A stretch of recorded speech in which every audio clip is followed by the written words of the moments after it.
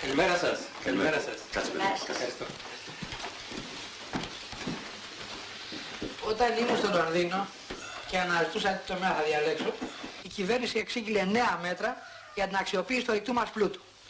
Αυτό για μένα άνοιγε ένα δρόμο για επιστημονική ειδίκευση ανωτέρω επίπεδου. Βέβαια, εκείνο τον καιρό ένας μεγαλοβιομήχανος έλεγε ότι ο ορυκτός μας πλούτος είναι πρίκα της καθυστερημένης Ελλάδας για το γάμο της με την προηγούμενη Ευρώπη. Έχω όλα τα στοιχεία να χρειαστείς. Αυτό εγώ τότε δεν το έλαβα υπόψη μου. Γιατί σκέφτηκα και είπα, τι πάει να κάνει αυτός, πάει να τα βάλει με το κράτος. Πού να ξέρω όμως ότι κράτος στην ουσία είναι αυτός. Όχι μόνο το ορυκτό μας πλούτο δώσαμε πρίκα στην ΕΟΚ, κυρίως στην ΕΟΚ, αλλά όλη την Ελλάδα. Πού να φανταστώ εγώ όταν σπούδαζα επιστήμονας ότι θα γινόμουν μια πρίκα. Όλη η παιδεία έχει γίνει μια πρίκα. Τι τα θες φίλε μου. Η ουσία είναι ότι αυτοί δεν είναι πατριώτες. Τι είναι αυτά που λες, γεια μου? Δυστυχώς, από εκεί ξεκινάει το κακό πατέρα. Να, αυτά τα λένε οι κομμουνιστές. Όλος ο κόσμος τα λέει.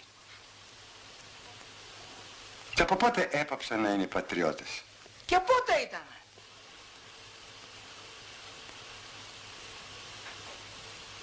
Παιδί μου.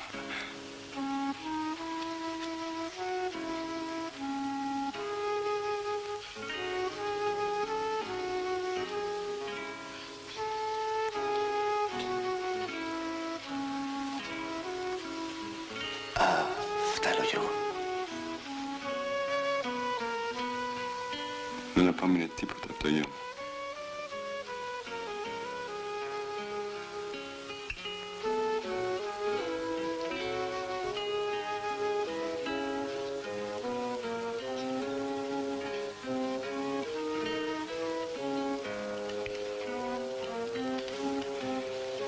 Παιδί μου, δεν μου λες μήπως θυμάσαι πως τη λέγανε τη Μακαρίτσα τη γιαγιά σου? Γιατί ρωτάς πατέρα? Ελένη την έλεγα. Ναι, παιδάκι μου, έχεις δίκιο βέβαια. Ελένη την έλεγα. Μήπως έγινες κομμουνιστής? Όχι πατέρα. Μασόνος.